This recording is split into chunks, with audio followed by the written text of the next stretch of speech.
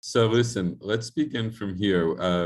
I was spending some time putting together different sources about the various issues with washing, and in order to keep this a little tighter and so that we can move on in other places, I realized that, as usual, or very often, the best place to look is in the Aruch HaShulchan, who puts everything, aruch, like he lays it all out.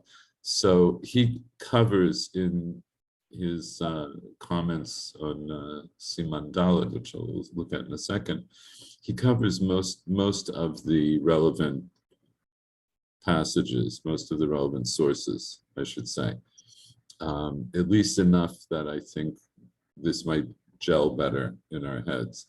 So as an introduction to this, just and as as a bit of a review, so here's what we were up to in the Gemara. We have this concept on Yom in Masechet Yoma that one is not allowed to wash on Yom Kippurim, and as Michael Werner pointed out last week, you're not allowed to wash for pleasure.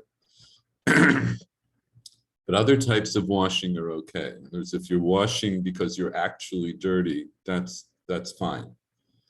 And then we introduced yet another exception, which is that a woman, before she feeds her child on Yom Kippurim, has to wash one of her hands. And that doesn't even seem to be optional, right? It says that she needs to do it. And the reason we think it's not so optional is because then we had the story of Shammai Hazaken, who did not want to wash even one hand, and Gazru Alav, apparently other Chachamim made it Zera that he had to wash both hands before he fed a child on Yom Kippur. So this introduces to us in that sugya that we have different kinds of washing, and from other parts of halacha. So we also know that we're supposed to wash our hands in the morning.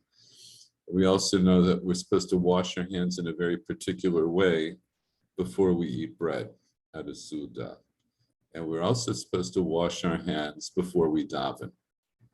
Right. So all of these things involve washing our hands, and what we would like to do now, or what I would like to do, is to try to put some of them in a little bit more order. So we're going to differentiate between washing for pleasure on Yom Kippur, as opposed to washing when you're dirty on Yom Kippur, and washing in the morning, which we saw according to Rabbeinu Tam in the Tosfos that we looked at, that's something that one does even on Yom Kippur, even though it's not, even if you're not dirty per se, except that the idea of washing in the morning is connected to different possible ideas.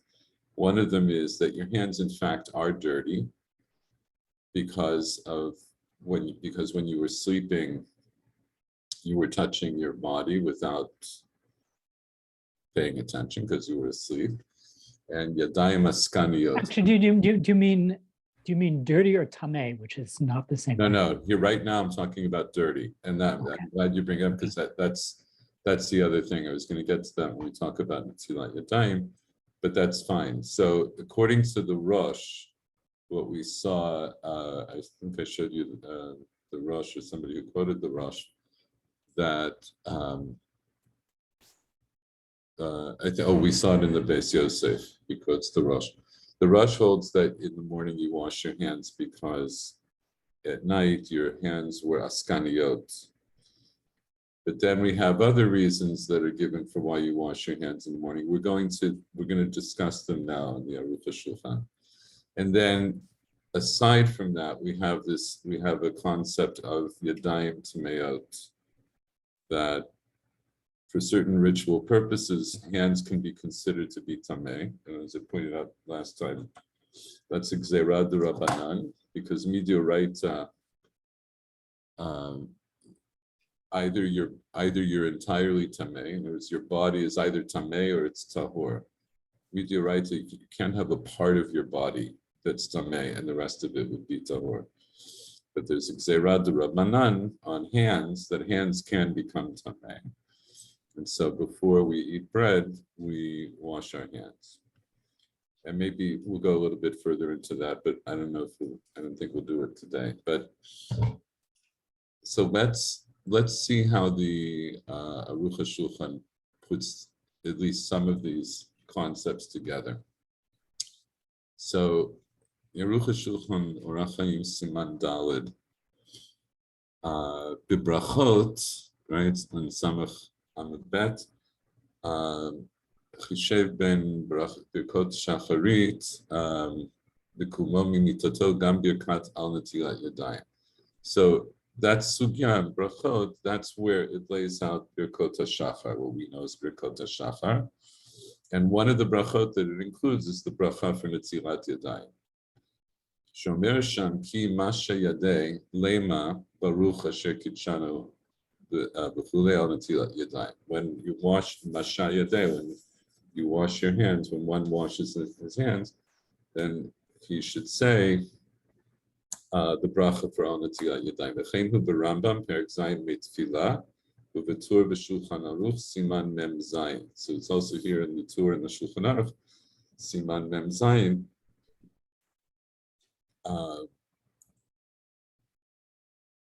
Excuse me. Which we may look at a little bit later. But the Gemara doesn't explain what the quality of this bracha is, right? In other words, what is this bracha actually for? Why does the Gemara say that you have to wash and say a bracha of netilat yadayim in the morning? Matzina b'Gemara shnei inyanei rechitza b'boker. So in the Gemara we find essentially two reasons for why we wash in the morning. Achat b'Shabbat. One is in the Gemara on Shabbat, and we saw this Gemara, Shomer, Shuruach Ra'ah Shora Al Hayadayim Shacharit Kodem Netilah, that, right, there's an evil spirit that dwells on one's hands in the morning before washing. Ve'en liga lefe uleozen ule'einayim kodem rechitzah. Right, you shouldn't touch your hand, your ear, or your eyes before washing. V'zeh haruach ra'ah, this particular ruach ra'ah, lo sar ad sheyachotz yadav shlosha pamim, sheyishpoch mayim al yadav shlosha pamim. Right, it's from the Gemara there later. We didn't get all that far in the Gemara, but the Gemara says you have to wash your hands 3 times. Yeah, and that's in order to get rid of this ruach ra'ah. The in came, and if that's the case, yesh lomar the bracha zu hu al inyan hazeh. So then it could be that when the Gemara in Brachot lists the bracha of netilat yadayim in the morning, that's something you say every morning. It could be that it's in order to carry out this ritual of washing your hands 3 times in order to remove a ruach ra'ah. So this is one reason that we could connect those 2 Gemaras. But what the Aruch HaShulchan is pointing out is we're making this connection. That is, the Gemara in Brachos doesn't tell us why we have to wash in the morning. But I see elsewhere in the Gemara in Shabbos that when you wake up in the morning, you have a ruach ra'ah in your hands, and you have to wash your hands 3 times. So it makes sense to say that's the reason for the bracha of netilat yadayim that Gemara in Brachos says. V'od matzina b'brachot the kriyat shema tfilat tzarich rechitzat yadayim. Furthermore, we see from the Gemara in Brachos that before you say kriyat shema and before you daven Amida, you have to wash your hands. Tichtiv echatz b'nikayon kapai. It's based on there's an asmachta from the pasuk in Tehillim that you have to wash before you daven. Ve'asova et mizbechecha, right? So that's the pasuk. I wash with cleanliness my hands, and then I circle the altar, right? So there's an idea that before you come to do avodat Hashem, that you have to wash your hands. Mimeno mayim, and if he doesn't have water, right? We learn this out from the Gemara. Menakeh be'afar v'chol midei demnake. Then if you need to daven or say Kriyat Shema and you're not anywhere near water, then you clean your hands with anything that will clean them. That can include rubbing them in dust, right, or like dirt, which sounds counterintuitive, but if you have like schmutz on your hands, especially oily, or something oily or something that's sticking to your hands, it's a way to clean your hands. Is you pick up some dry dirt and you rub it, and it will remove the schmutz. And this we'll explain later in Siman Tzadibet. In Kain, Yeshomar, the bracha zu mitzad tefillah shel shachrit. So this is the other possibility. That why do we say Netilat Yadayim in the morning? Because we're going to daven. We're going to get up, we'll say Birkot HaShachar, we're going to say Netilat Yadayim, and then we're going to daven. So we have to wash before we daven. So maybe that's why we say the bracha of Netilat Yadayim. Actually, let me also add in another layer to this. Here's the question. The question is really centering around, why am I saying a bracha for this washing? If I say I have to wash before I daven, okay, I have to wash before I daven. That's a requisite. I have to wash before I daven. Does that mean that I would necessarily say a bracha? Is there a mitzvah of washing? So, not necessarily. In fact, if you look at the Gemara that he's quoting here in Daf Vav, it doesn't talk about saying a bracha before when you wash before davening, but it doesn't exclude the possibility either. The same thing when the Gemara in Shabbos says that I'm going to wash 3 times in the morning to remove ruach ra'ah. Would that necessitate a bracha? It's also not clear. The Gemara in Shabbos doesn't say that you have to say a bracha. It just says that you need to wash your hands 3 times to remove a ruach ra'ah. That was considered to be a sakana, right? It was considered to be dangerous, as we saw that if you didn't wash your hands, you could blind yourself, or you could go deaf. You could have all kinds of terrible things happening to you. And elsewhere, I don't remember now if the Aruch HaShulchan brings this up or not, but elsewhere, we don't say a bracha on things that we do mishum sakana.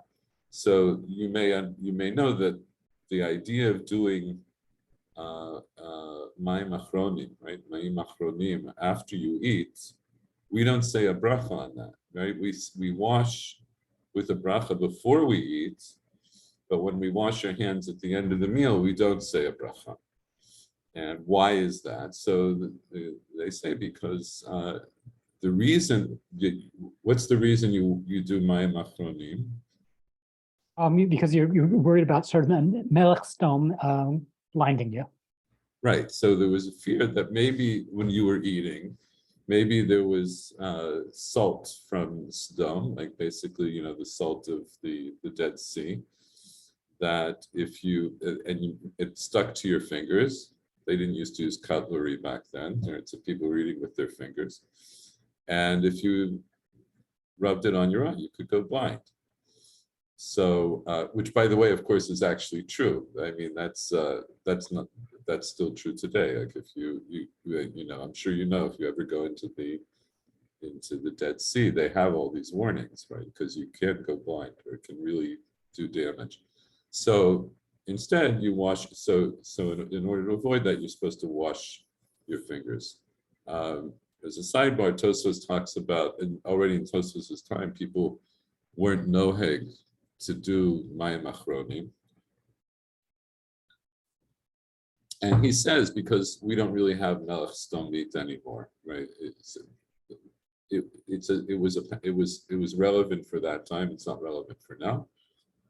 People do mayim achronim now. One of the reasons is because in Kabbalah it has like a deeper meaning, which we won't go into. In any event, but there's not a bracha, and it's another Shabbat try to trot out. right? In any event, we don't say a bracha on mayim achron.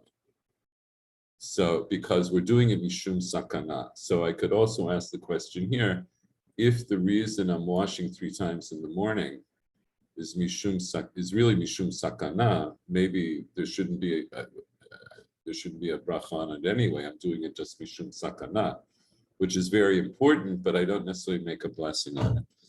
And in any event, can I ask a technical question? Sure. Why do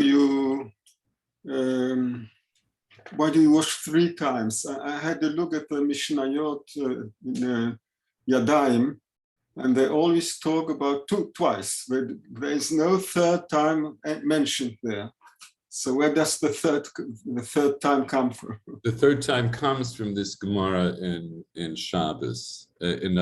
Right. So if you're learning Masechet Yadayim, yafeh. So Masechet Yadayim, that's this discussion based on the idea of the Gzeirah D'Rabbanan, that there's such a thing as Tumat Yadayim. And in Masechet Yadayim, it gives you the halachot about how you are supposed to wash your hands, right? From the beginning, like Me'Revi'it and so forth. And yes, maybe twice, and there are different reasons that are given for that. And as you're alluding to, those are technical reasons. They're not reasons that have anything to do with sakana per se. They have to do with dinim of tuma and tahara.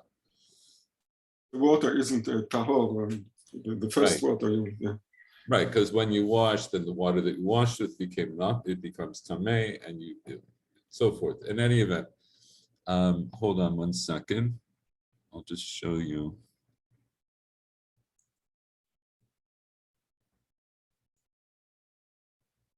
I can get to it quickly. Just a second.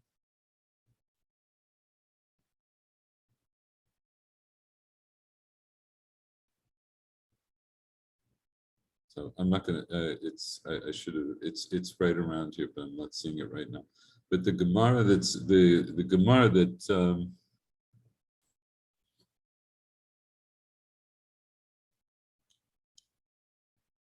It's this Gemara here on Shabbat that says that you have to wash 3 times, mishum ruach, because of the ruach ra'ah that's on your hands. The Gemara there says 3 times, so it doesn't say why, but the implication is that there's something about this ruach ra'ah that doesn't go away unless you wash 3 times. That's all we know.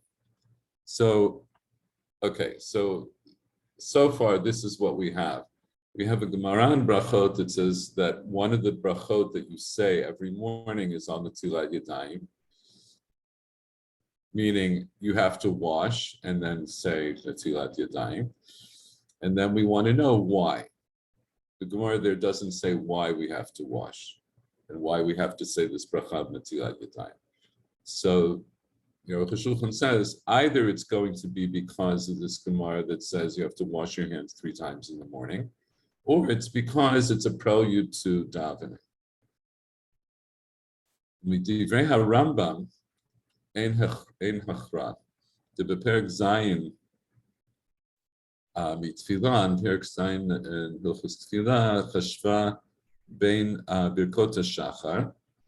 So if you look at the Rambam in Hilchot Tfilah, he just lists it like the Gemara does. He lists it as one of the brachot that you say with Birkot HaShachar. U'beperek Revi'i me Tfilah katav de taharat yadayim ma'akev et tfilah.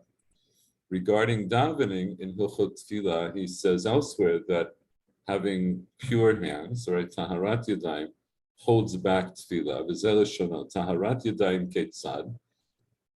What do we mean by taharat yadayim? Rochetz b'mayim ad haperek. You wash with your hands up until your joint. Yachar kach mitpalel, and then you daven.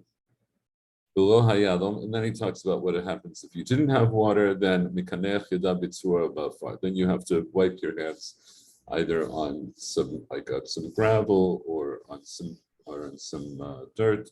V'chulei. Bamed varim amurim. So when do we say this? Bishar tefilot chutz mishacharit. We say this about other davening besides shacharit. About shacharit, rochetz panav yadav v'raglav. Before you daven shacharit, you have to wash your hands, your arms, and your legs. And then after that, you daven. ובפרק שישי ברכות כתב כל הנוטל ידיו בין לאכילה, בין לקריאת שמע, בין לתפילה, בברך אשר קידשנו במצוותיו וציוונו על נטילת ידיים, שזו מצוות חכמים שנצטווינו מן התורה לשמוע להם. עיין שם. So elsewhere, right, and he's talking about brachot, he says, if you're doing netilat yadayim, whether it's for eating or saying kriyat shema, or for davening, you say the bracha of netilat yadayim. And what's asher kichanu b'mitzvotav? So we discussed it in other shiurim, because there's a mitzvah d'oraita to listen to the words of the Rabbanan. And the Rabbanan tell us that we have to wash our hands in this way. Okay. Ayin sham shishve kol dinei netilat yadayim shel achila l'netilat yadayim shel tefila b'chol hapratim. So now we see that there, the Rambam says all of the laws that apply to netilat yadayim for eating apply the same way for netilat yadayim for davening. V'im kein ma shechashva ben birkot hashachar. So if that's true, the fact that he considers the bracha of Netilat Yadayim in the list of Birkot HaShachar, it's not really clear. Im hi ota shel tefila o acherati b'mnei ruach hara'ah. So it's still not clear exactly why I'm saying Netilat Yadayim according to the Rambam. Why am I saying the bracha of Netilat Yadayim with Birkot HaShachar? Is it because I'm about to daven, or is it because of Ruach Ra'ah? Yoter nireh del tfilahi, but it would seem more likely that the Rambam would, in that sense, considers it to be a prerequisite for davening. Sharei lo hizkir klal detzarich shel panim. Rambam never quotes this Gemara that says that you have to wash your hands 3 times. He never mentions the idea of Ruach Ra'ah. Because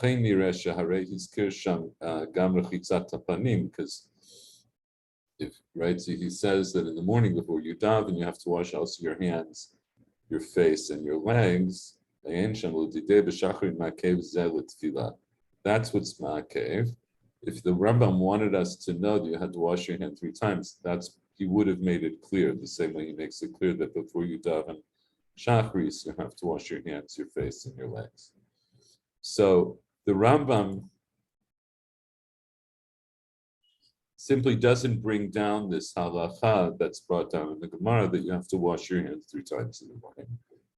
And it doesn't like the idea of Ruach Ha'ah. He's not the only one. He's not the only, but I tend to agree with you. I think, and this is one of the few places where the Rambam, not just that he deviates from the Gemara, but he deviates also from the Rif. The Rambam almost always paskins like the Rif, and the Rif does bring down that Gemara, and the Rambam doesn't. So the Rambam either didn't hold by, we don't know exactly why, but we might speculate that because of the Rambam's rationalist point of view, that he may have felt that this was a part of the Gemara that we don't actually hold by. What he thought about it, I don't know, but he doesn't bring it down the halacha. So Now, remember, the question the Aruch HaShulchan is trying to figure out is, why do we say the bracha on Netilat Yadayim in the morning? So he's going to now make the argument that given the two possibilities, either it's Mishum Ruach Ra'ah, or it's because we need to wash before we daven. Based on his understanding of the Rambam, it seems that the Rambam makes more sense if we understand him to say that you're washing because you need to wash before you daven. Because the Rambam never mentions washing 3 times, and he never mentions Ruach Ra'ah. So the only other possibility is that you must be washing for tefillah.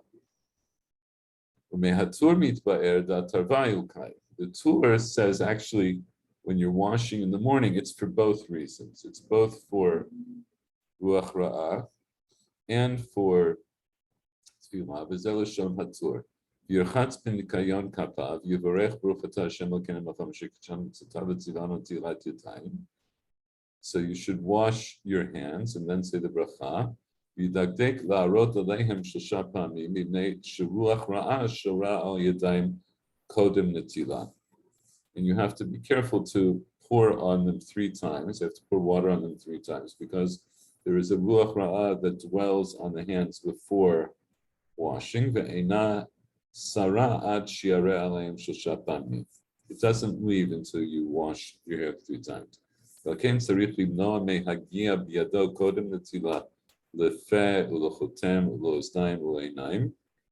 That's why you have to be careful not to touch these body parts before you wash in the morning. Because there's a ruach ra'ah that's on your hands, and it's dangerous for you to touch these parts of your body. If he doesn't have water, so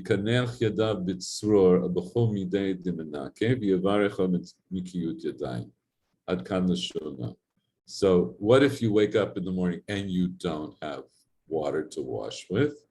So you still have to clean your hands with whatever you can clean them with. So it seems that there's, so here, I'll just read it from the Aruch HaShulchan. So here it's now explicitly clear shebracha zu hi al haruach ra'ah v'gam al tefillah. It must be for both. Di'ev shel hamar al ruach ra'ah levad. It can't only be that you're washing and saying a bracha because you're removing this ruach ra'ah. Di'im came, because if that was true, my mahane kinuach yadav bitzror. Why would it help to clean your hands with anything other than water? Rather, you have to understand the Torah like this. If he doesn't have water, right now you can't fix this problem with the ruach ra'ah.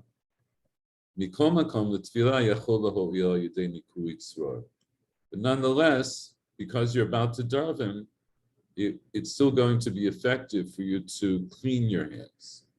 But you don't say the bracha on netilat yadayim. Because you're not taking anything. You can say a bracha on nekiyut yadayim.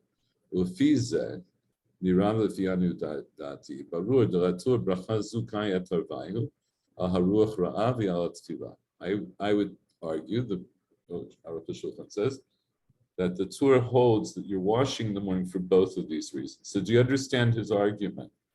How does he know that it's for both? How does he know? Let me phrase the question. How does he know that according to the Torah, when you wash in the morning and say the bracha on netilat yadayim, how does he know that the Torah thinks that's both to remove the ruach ra'ah and also as a prelude to davening? Because if you don't have water, your hands determined or just delay to feel it, but it also is not effective against fire. Okay, Michael, your sound again is very, very difficult. I don't think it's because you're far away. It's like Yeah. it's like garbled. But I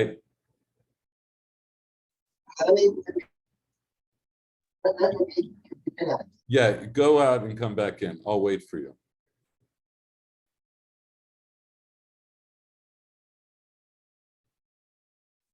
Okay. We'll have a short. Shel, Yeah. in Masechet Yadayim, they have a very long discussion of what kind of water you can use and what substitutes to water you can use, that you feel that they were living in a time where water was scarce, yes, and they had to take into הם היו צריכים לטפל בבעיה הזאת, כן, they had to... Right, אתה יכול לתאר עצמך שנגיד בימות הקיץ לא תמיד היה להם מים. בימות החורף בדרך כלל כן, כי הבורות נתמלאו. They had no tap. They didn't have... Yes, so that's right. That's one of the things. And when you learn, if you learn more of Seder Taharot, right? Because we have, we have liquids appear in halacha for various reasons. One of them does have to do with Netilat Yadayim. Also, what kind of liquid can you use to make a mikveh? What kinds of liquids are machshir ochel, right? Machshirei ochel, to make them, if liquid falls on dry food, it's muchshar lekabel tuma.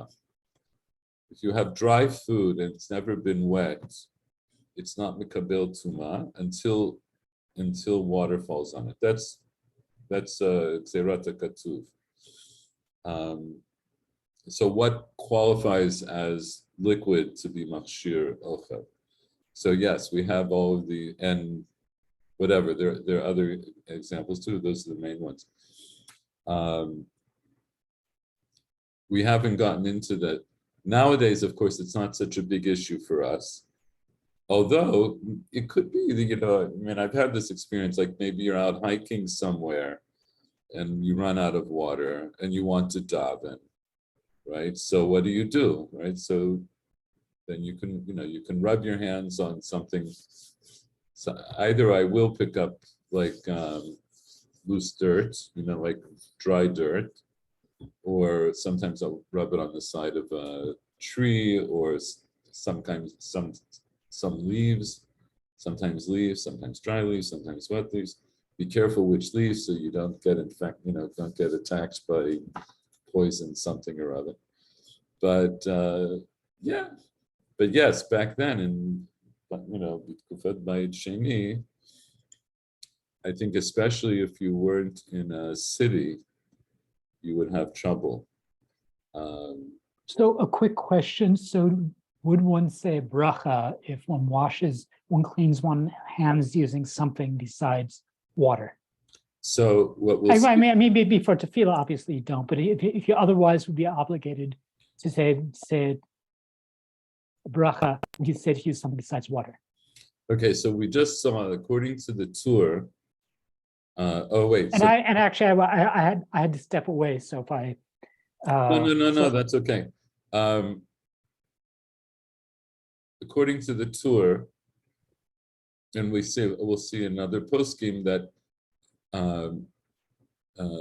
if you're in a situation where you should wash the Netilat Yadayim and you can't, if you clean your hands, then you say the bracha of al nekiyut yadayim. If you clean your hands with something other than water. Now, Michael Schwartz, speak.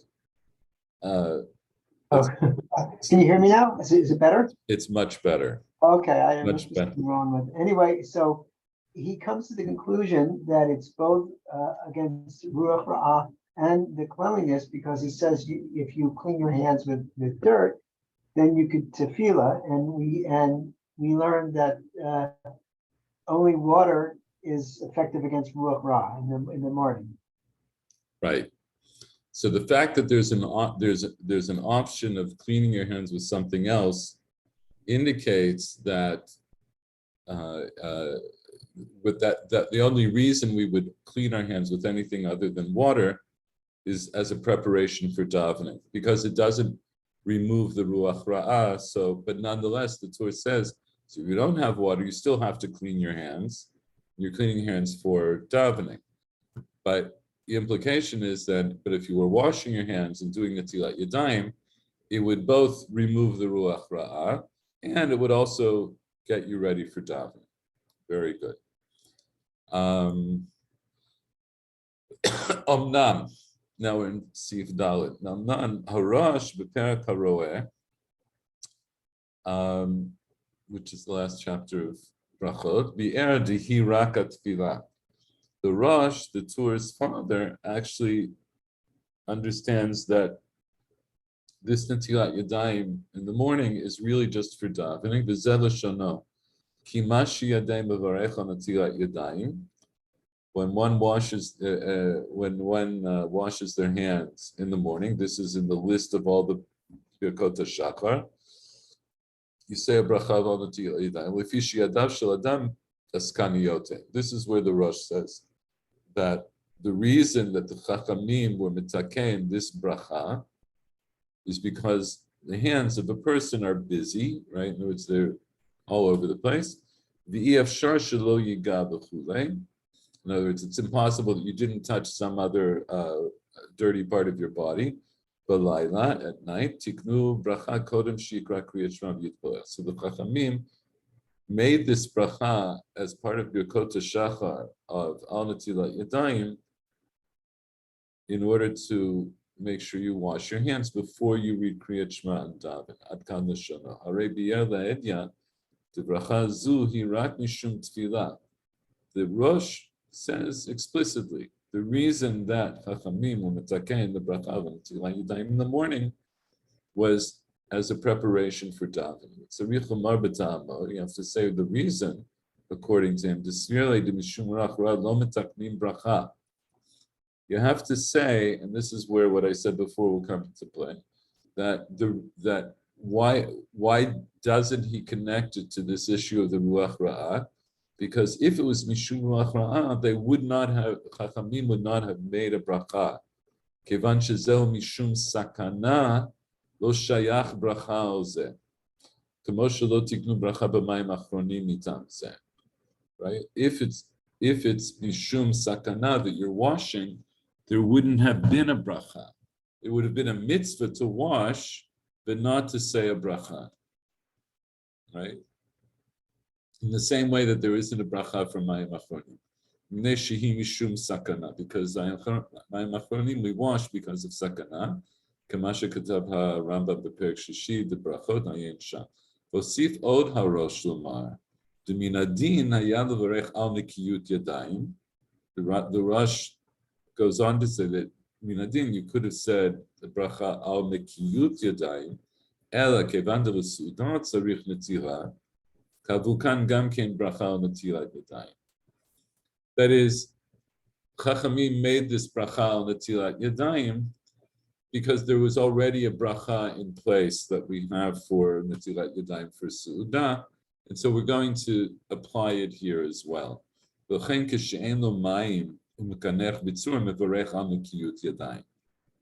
if he doesn't have water, so he can't say netilat yadayim because you only say that with water and with a kli. So instead, you'll say al nikiyut yadayim. So we have now, according to the Aruch HaShulchan, we have the Shita of the Rambam, who says that the reason you say the bracha of al netilat yadayim in the morning is a preparation for tefillah. That's what the Rambam implies. And then we have the Tur where he implies that it's both to remove the ruach, because you're removing the ruach ra and you have to prepare for davening. And we have the Rosh who says explicitly it's really only for tefillah. V'ra'iti l'gdolim shetafsu l'da'at haRosh v'hechrach lasmich bracha zu l'tefillah dafka kevan shenitkana mishum tefillah. So I saw some gdolim that say essentially, according to the Rosh, then you must say this bracha immediately before you daven, because that's the reason you're washing and saying the bracha. And he says, but I think, according to the Rosh, it's clear that that's not the case. Sharei katav b'tshuva chal daled, in one of his tshuvot he wrote, Be'v'yo hatur kaman sof siman mem zayin. The Tur brings this later. Zelashona hamashkim nilmod kodem alot hashachar yivorech al netilat yadayim v'yasher yatzar ad kan l'shana. In one of his shuvot, and this is a case that can happen, right? Maybe you get up really early and you get up too early to daven. So the Rosh Paskins, you should still do Netilat Yadayim in the morning whenever it is that you get up, even if you're getting up before Alot HaShachar, right? So if it's before Alot HaShachar, you can't daven yet Shacharit, even according to the most extreme version, right? The earliest you can possibly daven is Alot HaShachar. He says even if you get up before Alot HaShachar, you should still wash with the bracha and also say Asher Yatzar. Harei adayin eino zman tefillah. The Aruch HaShulchan says, but still not zman tefillah. Hu yoshev lamod. He's just sitting down to learn. V'im kol zeh mevarech al netilat yadayim. Nonetheless, he still has to say this bracha al netilat yadayim, even though what? Even though it's way before he's actually going to daven. So I see that according to the Rosh, even if the Rosh understands that the reason that you're washing is as a preparation for davening, but you can have a long hefsek between the time you wash and the time you daven. So it's clear from what he brought earlier that the Rosh holds that the reason for the bracha is because you're going to daven. But the takana is to say it when you get up out of bed in the morning.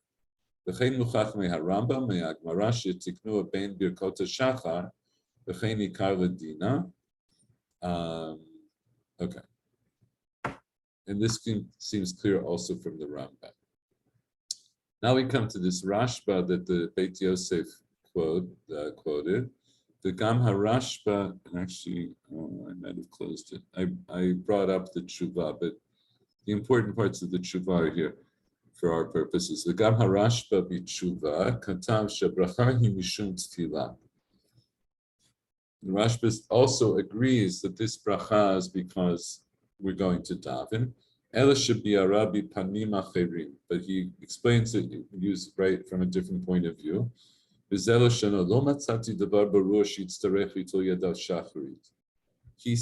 himself, I didn't find a clear reason why one does Netilat Yadayim in the morning. Because if it's just because of shifta or bat chorin, it's enough for washing. And the Aruch HaShulchan here puts in brackets with tzarich iyun. In other words, it's not clear to the Aruch HaShulchan why shifta or bat chorin, which are different types of ruach ra'ah that the Gemara talks about, it would be enough to wash. But we know from the Gemara in Yoma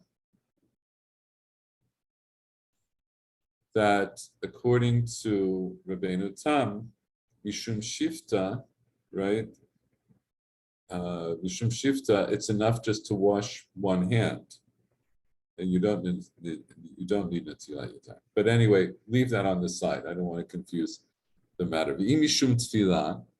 So if it's Mishum Shifta or Bat Chorin, it would be enough just to wash without Netilat Yadayim. If it's because of davening, then it would be enough to wash or even just to clean your hands. So we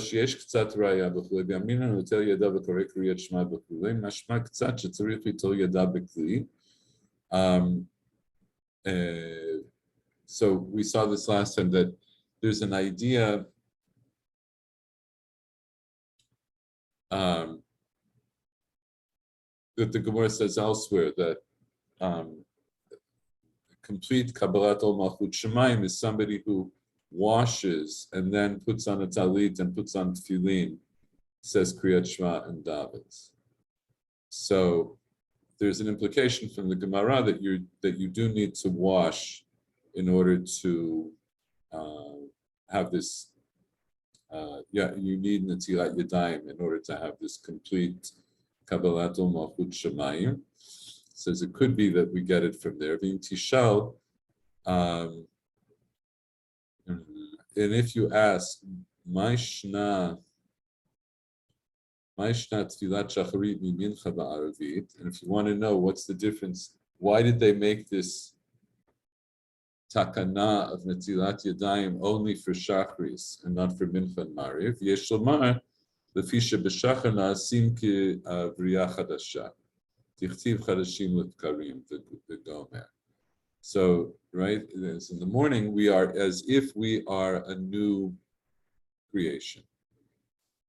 And therefore, anu tzrichim nitkadesh b'kedushato v'ritol yadeinu min hakli, k'kohen shemekadesh yadav min hakiyur.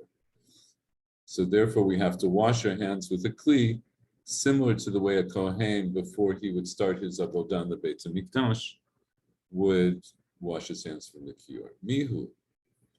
So ad kan l'shona. So that's the Rashba. So the Rashba introduces this idea that we're washing in the morning, and so we always have to wash before any tefillah, also for mincha and mariv. But the reason we wash in the morning with the bracha, with netilat yadayim, is because now we are like a new creation. It's as if we've been created anew. And we are, and I think it's a second reason, and we are now also like the Kohen who's doing avodah. Like we're a person who's doing avodat Hashem for the first time in the day, so we have to be mikadesh, mikadesh ourselves. That's the Rashba. Mihu gam hu svire dahantilahi l'tfilah. Right, but we see from all of this that the Rashba connects the idea of doing netilat yadayim to davening. Ela shaharosh omer atan mishum sheyadayim einam nekiyot. Rashba omer mishum b'riya chadasha.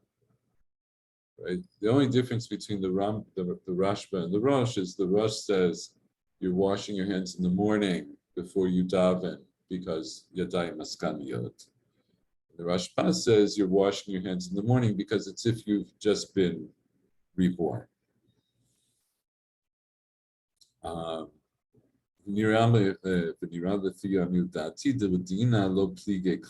says it seems to me that there's no difference between the Rosh and the Rashba lahalacha. What difference does it make? What the reason is for why they Chachamim made this takana? So kevan takun. Since once they made the takana, that's the takana. According to both of them, you should wash your hands like you're washing for bread. Kamosh Hishvan Rambam, the same way that the Rambam also said that it's the same as washing for a suda. Kamasha Katavti, the way I brought before. Gdolei poskim asu b'nei makloket. Kamosh yitbaer l'dati ein lochein. V'kein mashmei mi'abacha ein sham b'dot. Poskim tried to make a machloket between the Rashba and the Rosh. He says, but there's no real reason for it, as I will explain. Now he goes into the thing about the Zohar. All right, let's just do this one more. And I think that'll be enough in the Aruch HaShulchan.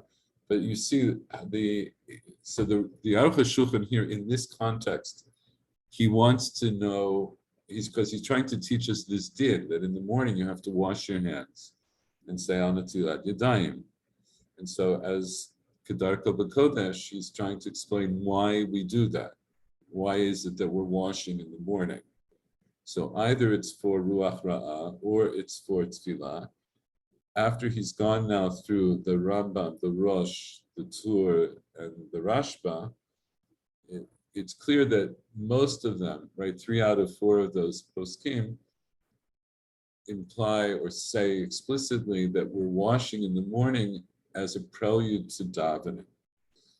And the Tur adds in that we're also supposed to wash in the morning to remove the ruach ra'ah from our hands.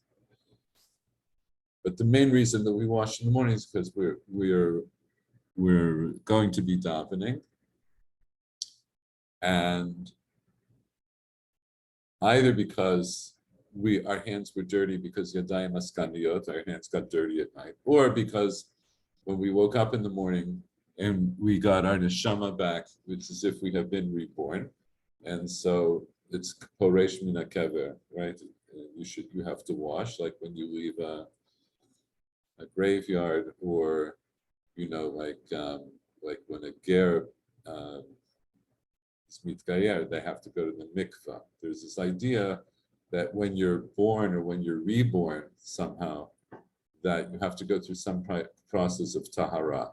So we don't have to go to the mikveh every morning, although that is connected to, probably, one of the reasons that Hasidim in particular try to go to the mikveh every morning. You said that you go to the mikveh to write the Sefer Torah. I go to. Is that? Yeah. What's your question? Is this necessary, or it's just that you want to do it? It's a very long-standing minhag. It's alluded to in the Yerushalmi that before you write Shem Hashem, you should go to the mikveh. Zelo ma'akev, right? So if I didn't go to the mikveh and I wrote, it doesn't posel, right? Zelo posel at the Sefer Torah. But it's a long-standing minhag that's brought down, like I say, it's alluded to in the Yerushalmi, it's brought down explicitly in the Nivukei Yosef in his Perush on the Rif, and then after that, in later poskim, they bring it up. So yes, and I don't always go to the mikveh before I daven, just because of the timing, but I do go to the mikveh before I write. But like like in Yerushalayim, where I go to the mikveh every day. If you've been to a men's mikveh during the week, most of the people who are coming to Tavel before they daven. Most of them, not all of them. Some of them come just to hang out and go to. It's like the Turkish bath, but. Although, I mean, the mikveh in Nachlot is not such a nice place to hang out. Oh yes, that I agree with you. But I can tell you, there's a group, there's a segment of the population that is coming specifically just to hang out. Also, I would only ever go early in the morning, like before, early enough so I could. When I didn't have plumbing, I would go, before davening next. So I was. Yes, not a lot of hanging out going on.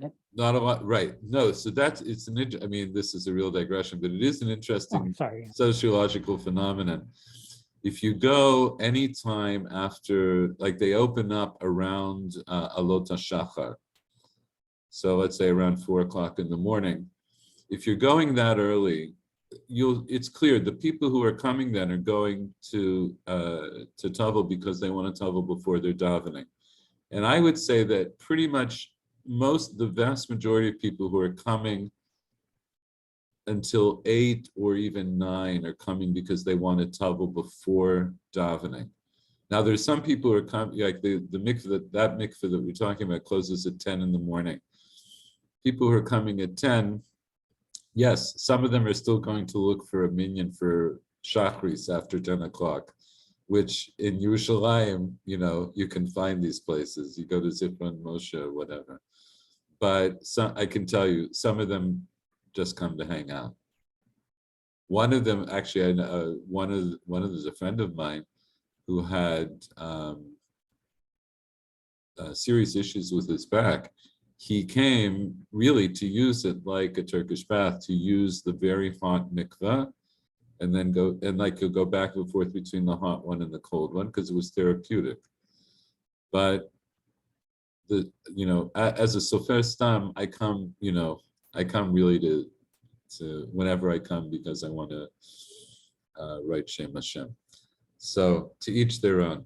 Okay, let's take a look at this, how he summarizes the Zohar. The Zohar vayeshev mevuar lefi tam ruach ra'ah tzarich netila kedin kol netilat yadayim. So in the Zohar vayeshev, this was the first Zohar that the Beis Yosef brought. It's explained that the reason, according to this idea that you have to remove the ruach ra'ah, you have to do netilat yadayim like any netilat yadayim with a kli.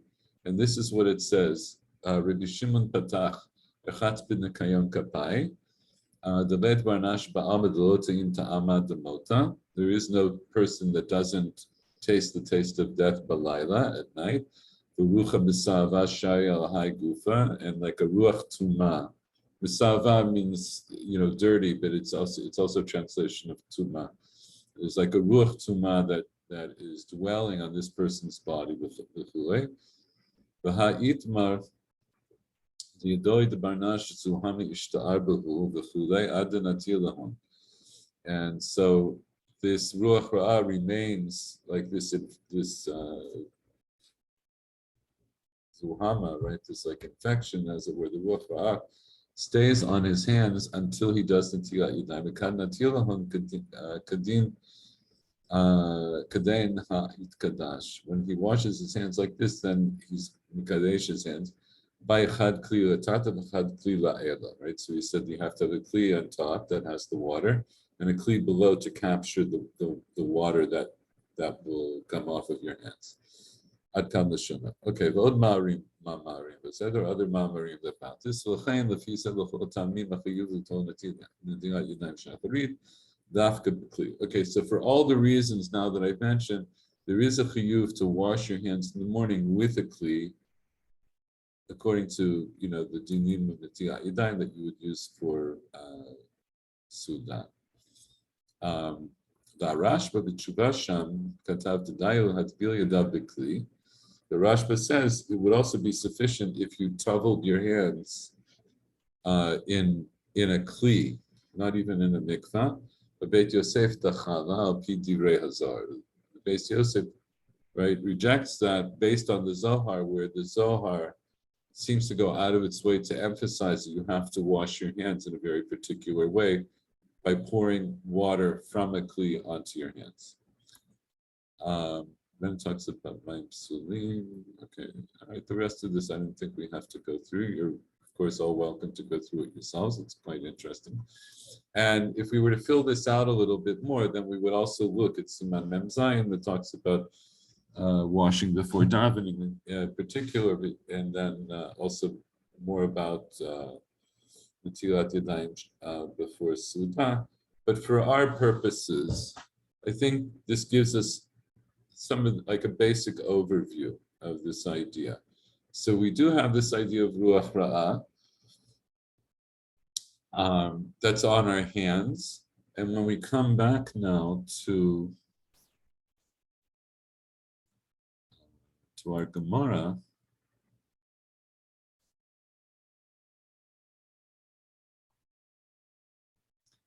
so now when we come back to our Gemara, what do we see? So once again, we had this Braita, Tana Devei men Asher ben Shim ben Gamliel medicha isha yada achad b'mayim and notent bat l'tinok ve'ina chosheshet.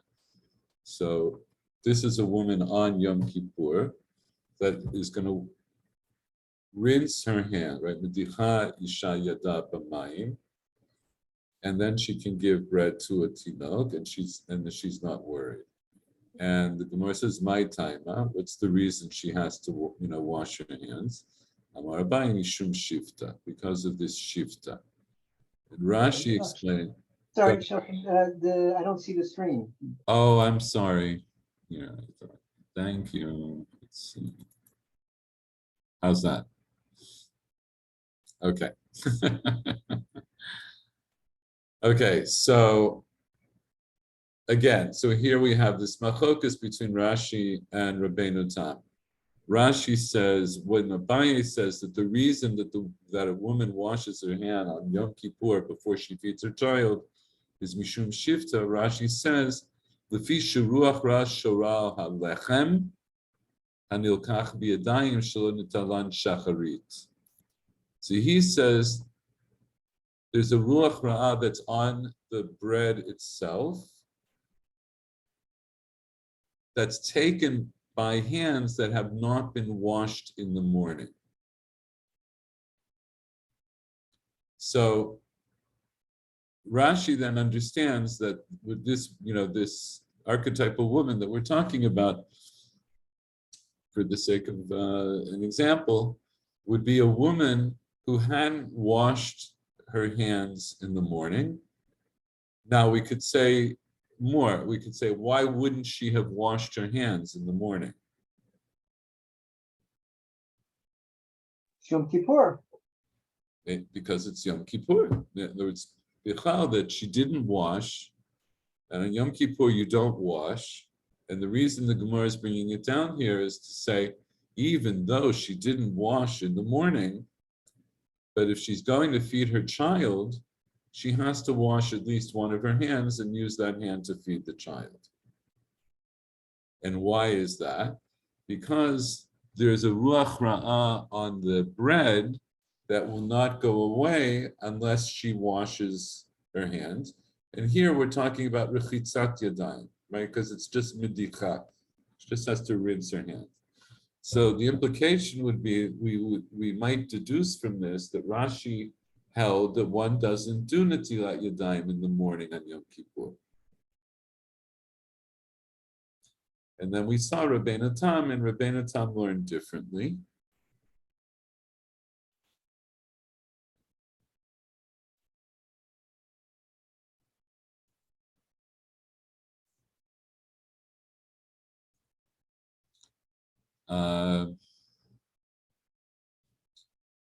Rabbeinu Tam afresh debelona tinat pad latinok mutar litul yadav shachari b'yom kippurim. So Rabbeinu Tam rejects this, what seems to be Rashi's premise. The premise being that since this woman hadn't washed in the morning, we're worried about the ruach ra'ah. That's so. It's, by the way, it's interesting. I didn't notice this before, but I'll just point this out.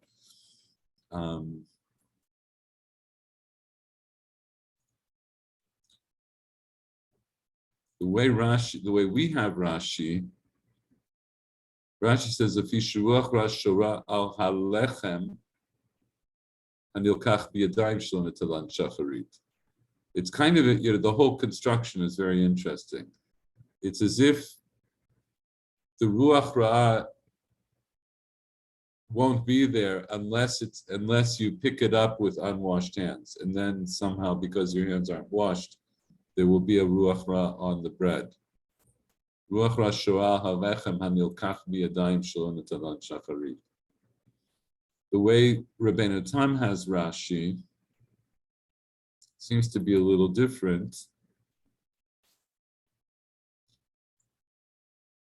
because he says Pirush Rashi ruach ra'ah shora ahayadayim shelo netalan shacharit, because there's a ruach ra'ah on your hands, not on the bread. Okay.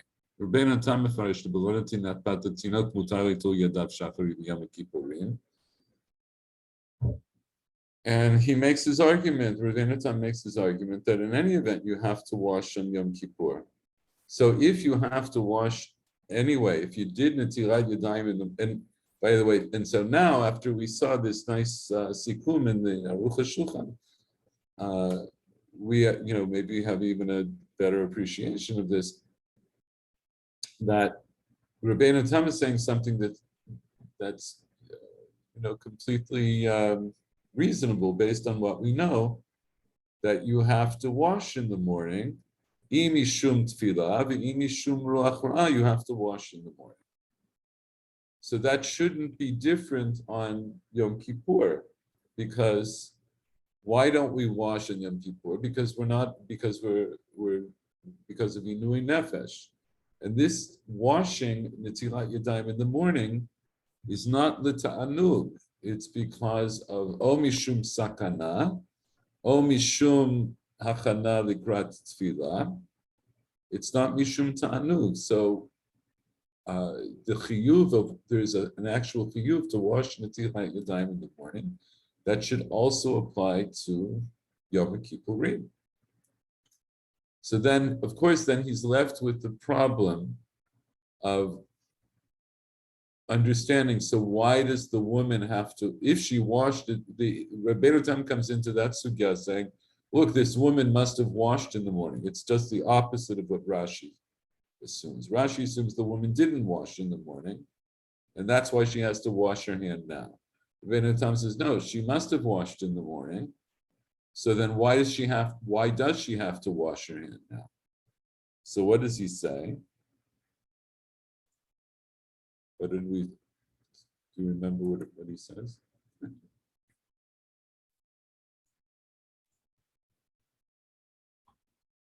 So he learns this idea of shifta to be a little bit different. Shifta dahacha inyan acher havai sheshorea ha'ochel. He says that the shifta is on the bread. So even if somebody has washed in the morning, that won't remove this problem of shifta. It will choke him. The shifta will choke him. They have to wash their hands at that moment right before they give it to him. And then he says, Mashallam in Nisarin Achshav bezel fi she'ein ota ruach ra'a shora be'elam mafriot, kamo she'ein Nisarin al gilui ve'al hazukot. So there's certain other things that Gemara says that we have to be worried about mishum sakana.